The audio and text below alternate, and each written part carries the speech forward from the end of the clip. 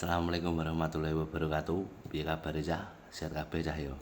Jadi iki aku arep menyampaikan suatu cerita, tapi sebelumnya aku mohon maaf lek enek suara kebisingan dari luar sing masuk ning nggonane video iki. Cerita iki tak peroleh lagi tas iki mang. Iki mangan aku lagi mulai ngopi mbek kancaku di angkringan, terus pas ngopi di angkringan kuwi mang kancaku ketemu karo tanggane sing jenenge Mas Ali. Mas Ali ini menceritakan di tahun 2005 saat Mas Ali ini usianya 15 tahun, Mas Ali ini duwe hobi mendengarkan radio. Tapi sebelumnya untuk kedepannya nanti sepurane lek nama tempat lokasi kejadian tak samarkan semua, apa mungkin gak tak sebutkan karena demi menjaga privasi tempat tersebut. Di tahun 2005 saat Mas Ali berusia 15 tahun, Mas Ali ini duwe hobi ngrungokne radio. Selain ngrungokne radio, Mas Ali ki ya sering ngirim salam lewat radio kuwi mang. Mas Ali request lagu lewat radio kuwi mang. Dan Mas Ali ki wis apal jadwal radio sing biasane dirungokne dhek iku jam pira, biasane disetel iku wis apal wisan jam-jame.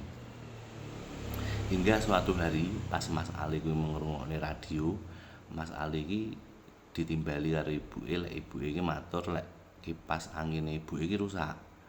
Terus Mas Ali ditekoni nek kene nang ndi le sing iso servis kipas angin.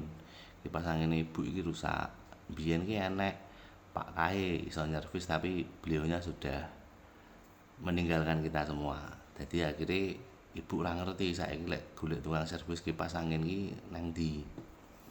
Sampai akhirnya Mas Ali ki duwe ide, oh iya piye lek engko pas aku ngrungokne radio selain kirim salam dan request lagu, aku njajal tekok ning nggonane pembawa acara radio kuwi mang.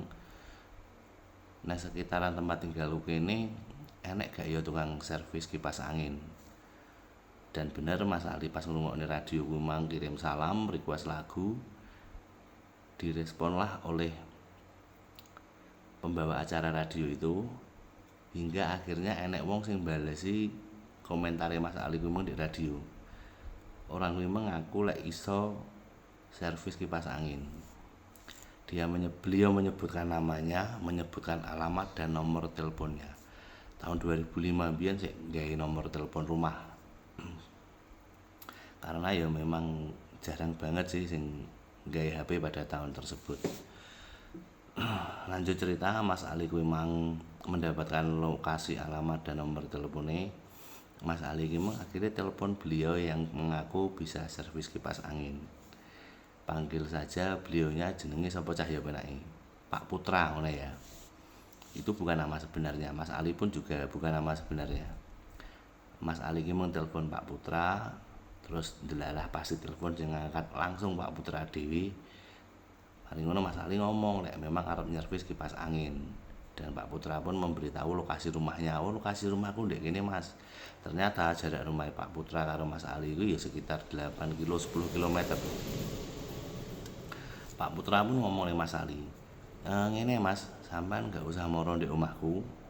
Aku tak moro ning gone sampean. Engko lek kipas angine sampean iso tak perbaiki, engko diperbaiki ning gone sampean ae. Dadi gak usah digawa wirawiri. Akhirnya Mas Ali dan ibunya pun setuju. Tidak lama kemudian aku juga nekokne ning Mas Ali sih berapa lama Pak Putra iki moro ning nggonane omahe, apa besoknya apa setelah itu enggak nekokne, cuma Pak Putra iki akhirnya moro ning nggone Mas Ali. Ternyata setelah didelok Pak Putra, dicek kipas angin Mas Ali itu membutuhkan spare part yang harus diganti, dan Pak Putra moro rono mek nggawa alat gak nggawa spare part. Akhirnya Pak Ali pun ngomong ning Pak Putra pun ngomong ning Mas Ali, sorry salah ngomong. Pak Putra pun ngomong ning nggonane Mas Ali, lek misale iki kipas angine sampean tak gawane mulih, tak ganti spare part-e, lek sudah selesai ya sekitar 2 atau 3 hari tak kembalikan ke sini Mas ya. Mas Ali dan ibu pun setuju. Oh nggih Pak, mboten napa-napa. Dibawalah pulang, hari berganti hari, ternyata sampai seminggu tidak ada pemberitahuan teko Pak Putra kuwi mang kipas angin iki wis selesai apa urung. Sampai akhirnya setelah 1 minggu kemudian, anggaplah di 1 minggu kemudian itu adalah hari Sabtu, di usia 15 tahun ini Mas Ali ki yo pengen malam mingguan karo kanca-kancane ning sekitar lingkungan rumah. Begitu Mas Ali metu kanggonane omah arep budal malam mingguan iki enek swara montor teko ning omahe Mas Ali. Ternyata setelah didelok Mas Ali, lho iki Pak Putra. Oh berarti kipas angin ibuku wis selesai, wis beneran nek ngono. Begitu Mas Ali metu marani Pak Putra ngomong ning Mas Ali, "Waduh Mas, iki sepurane ya kipas angine urung selesai. Ternyata spare part kipas angine sampean iki tak goleki ning nggonanku gak enek. Aku kudu golekne nukokne dhisik. Ya mungkin 2 hari 3 hari lagi baru selesai."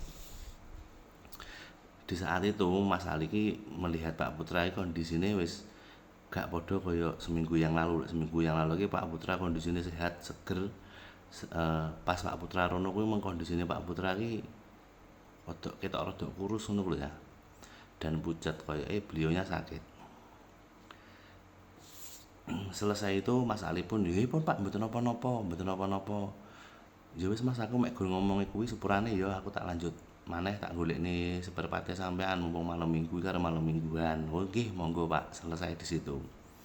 Mas Ali pun dolan-dolan mbek koncone sampai pada akhirnya 2 hari 3 hari kemudian Mas Ali ki mencoba telepon nggone Pak Putra. Kok krung dadi-dadi kipas angine panggan. Ditelepon lah Pak Putra iki mang. Dan pas Pak Putra ditelepon diangkat karo ibuke. Maksudnya ibu iki bojone Pak Putra. Pada waktu diangkat bojone Pak Putra, Mas Ali kan jone kok nih, "Bu, kula Ali kula nyervis niki kipas angin teng Pak Putra. Niki sampai sakniki kok dereng dados kipas angine."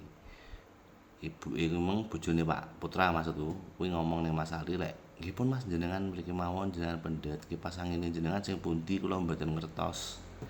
"Oh nggih pun kula tak mriko," kan Mas Ali wis roh alamate Pak Putra to. Nah, Mas Ali ki bari nutup telepon, Mas Ali yo krasa rada aneh. Lah kok aku kon mara rono, kipas angine sing endi aku ora eruh. Kan Pak Putra ngerti kipas anginku sing endi kan. Mosok gak eruh, kok aneh ngene ya. Akhirnya Mas Ali pun matur nang ibuke mergo sik 15 tahun Mas Ali kan belum punya SIM untuk mengendarai motor. Jadi Mas Ali mung goncengan mbek ibuke mara ning nggonane Pak Putra sing servis kipas angin. Sampai teko kono, ketemulah Mas Ali dan ibuke dengan istrinya Pak Putra tadi.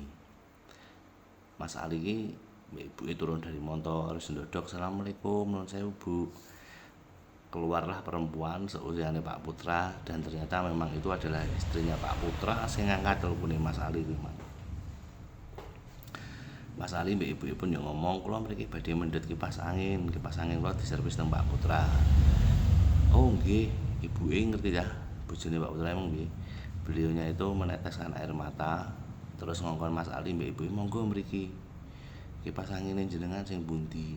Kula mboten ngertos." Amargi Pak Putra 7 hari yang lalu sampun sedo. Allahu Akbar.